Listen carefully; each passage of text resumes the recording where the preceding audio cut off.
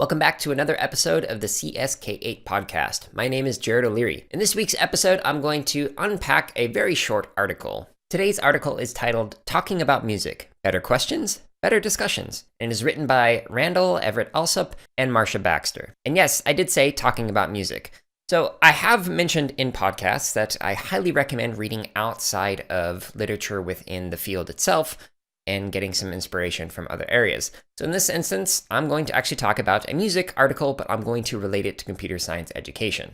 And as always, as a friendly reminder, you can find the show notes that has a link to the article itself. And if it's available, you can click author last names and it'll take you to their Google Scholar profile where you can learn some more about what they publish on. This is a very short article, so there's actually not an abstract with it. However, I will provide a short one-sentence summary. This short article discusses open, guided, and closed questions, as well as a framework for encouraging critical thinking through questions. Now, the authors suggest that there are three question types that can be asked: open, guided, and closed questions. While there is a tendency to start with closed questions that might have a single right or wrong answer, the authors actually recommend starting broad and narrowing down to the more focused closed questions. So you might be asking, well, what are the open, guided, and closed questions? So let's kind of talk about that a little bit. So they suggest the purpose of starting with an open question is to kind of gather information. So kind of like assessing what somebody knows. So you might be assessing understanding or intent, or just to kind of gain clarification on whatever it is that a kid is working on. This is a quote from page 30. Quote, "Answers to open questions tell us where our students are, what they know, and what they can recognize." End quote. So here's some examples of some questions that you might ask that can be related to computer science education that might be considered as more open questions. So after a student runs the program, you might ask, "What do you think?" Or something like, "What does this program or project do?" "How would you describe your project to a friend?" "If you were to create a new project based on this one, what would you do?" So those are some quick examples of open questions that you might ask when working with kids.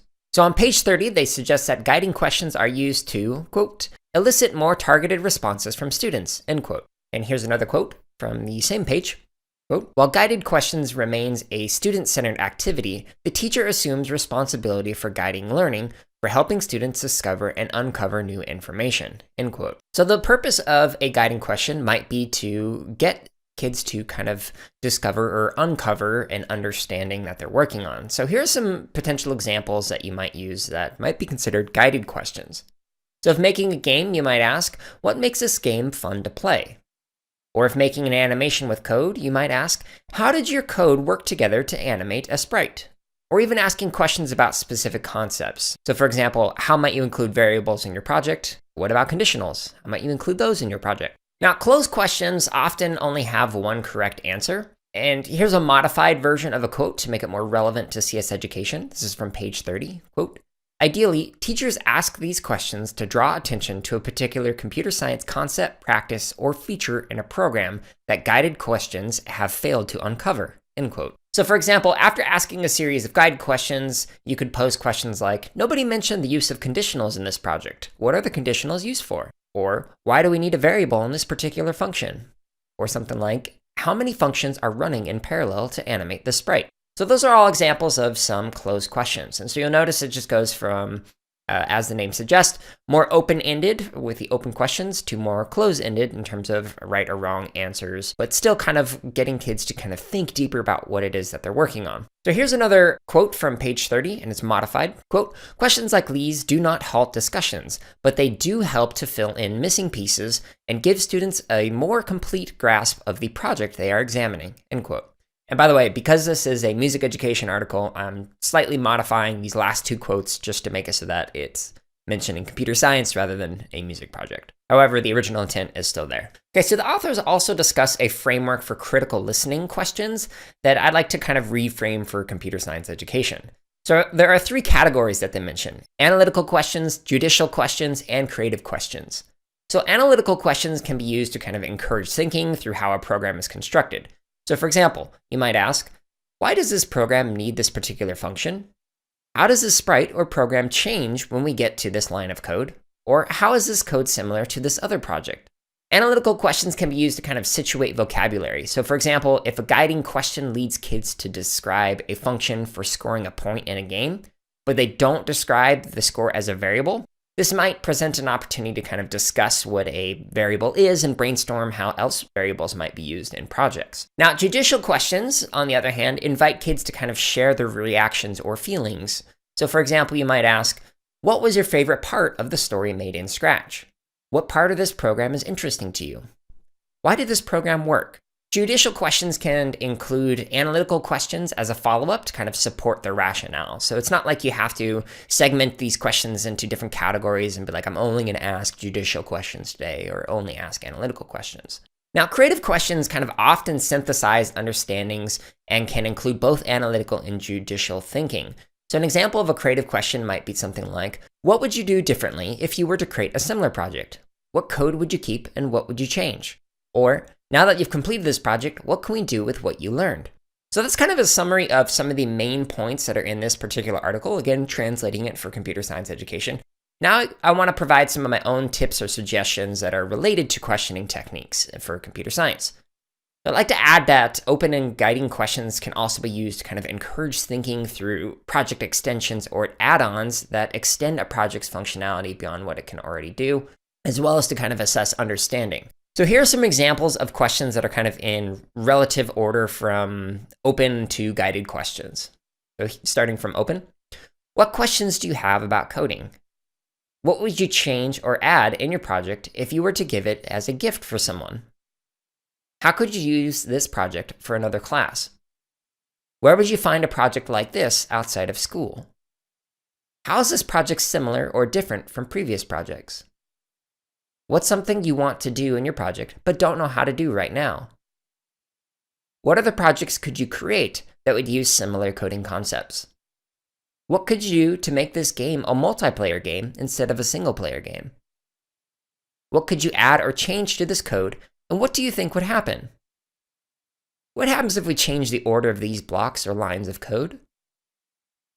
And how else might you use variables in your project? So these are all kind of examples of more of the open or guided questions. I'm sure you can come up with some of your own closed questions as well that would help out kids. Now, as another general tip, one of the things that I really like to do, I've mentioned in either a podcast that has released or will release soon, is that I like to engage in the ask to before asking me. And one of the reasons why is because I didn't want kids to be sitting there waiting while I was working with somebody. Sometimes it was for several minutes that I'd be working with a kid, or almost for an entire class if we're unpacking something that's very difficult. And I didn't want kids to sit there just kind of waiting for an answer and not knowing what to do and getting stuck. So I always encourage them to ask two of their peers before they asked me any kind of question. And if I was working with somebody at the time, then they had to kind of keep repeating the process of asking two before they could get to me. And one of the ways that I love to respond is if somebody asked a question that I knew somebody else knew how to answer, is I'd be like, oh, yeah, okay, so you want to learn how to do some player controls. Well, Susie over here is an expert on player controls. So how about you go ask her how to do that? So that's something I highly recommend if you're having some difficulty getting to everybody. And if you listen to the interview with Bob Irving, he actually talks about like a I need help list where people kind of put up on the board what they need help with. And then you could also put up on the board people who are willing to help with specific areas or kind of like list off their expertise. So that can kind of help with offloading it so that way kids aren't relying on you to 100% answer all of their questions, but they can actually learn from each other, which is just in general a great process. And one more quick tip on that note is you can actually get kids to kind of break out of their habit of asking their friends for help by saying, do you know anyone else in the class who is or has worked on something similar and might be able to help you? So that kind of encourages them to think through, oh, who might be an expert on this thing that might be able to help out with whatever question they have. Another thing that I like to do is whenever a kid asks a question that I knew was in a resource is I'd kind of ask, are there any tutorials or comments or guides that can help answer your question? So rather than getting kids to just rely on asking peers or myself, actually their first step in that process was to kind of go through the built-in help or to read the comments or reread through the directions in something. So if somebody did get to me and I knew there was an answer to that, I'd kind of point them towards the resource rather than answer the question directly. So when reading through this article, I had a couple of lingering questions. So one of them is, what other types of questions might we ask to encourage deeper understanding or creativity in computer science? The authors presented some really good categories of questions to think through in terms of open, guided, closed, and analytical, judicial, and creative. However, what other types of questions might we ask that are more pertinent to computer science? Because again, this article was written for music education and music educators, but I think it's super applicable for us. And a final lingering question that I had is, how might we encourage kids to use each of these question types to kind of guide their own learning?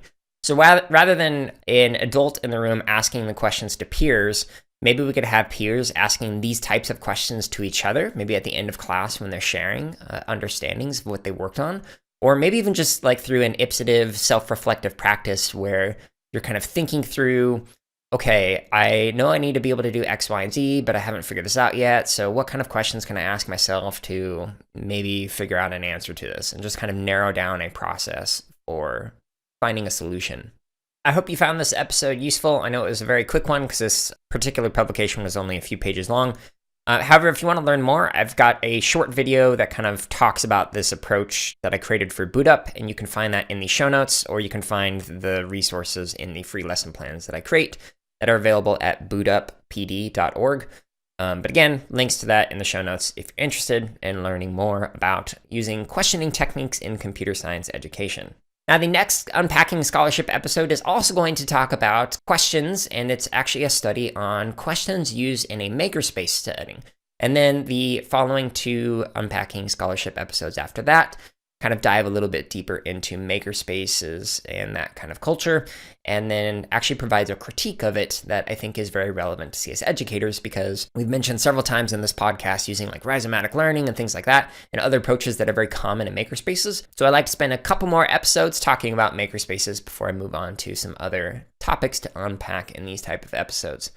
I hope you enjoyed this podcast. I hope you found it useful. I did list some of these questions in the show notes, and you can click on the link in the description or just visit jaredoleary.com to find the show notes in the CSK8 podcast page. Thank you so much for listening to this episode. I hope you all have a wonderful week, and next week will be another interview, and then 2 weeks from now, it'll be another Unpacking Scholarship episode.